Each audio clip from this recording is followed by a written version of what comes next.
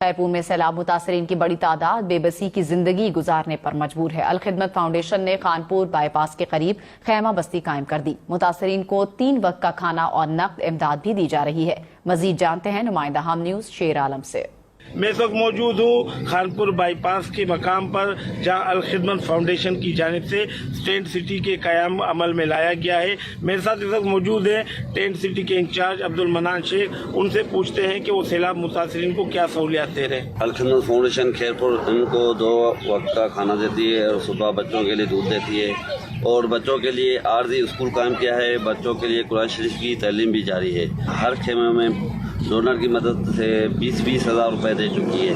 3 دنوں سے medical camp بھی جاری ہے۔ ان کی ملیریا کی اسپرے بھی ہوتی ہے اور مچھردانی بھی دی ہوئی ہے، اور ہر قسم کی الحمدللہ کوشش کرے ان کی سہولت دیں، اور ہمارا رابطہ ڈونروں سے ہے کہ ان کے گھروں کا بھی کچھ کرے اور عارضی ان کے مکانات کے لیے بھی کچھ کرے گی انشاءاللہ۔ ٹینٹ سٹی انچارج عبدالمنان شیخ کا کہنا ہے کہ یہاں موجود سیلاب متاثرین کو ہم 3 وقت کھانے کے ساتھ میڈیکل کی سہولیات اور ان کو دینی تعلیم دے رہے ہیں، اور اس کے علاوہ جو ہے ہم ان کی آباد گاری کے لیے جو ہے مزید اپنے ڈونر سے رابطے میں ہیں، ان کی آباد گاری کریں گے۔ جی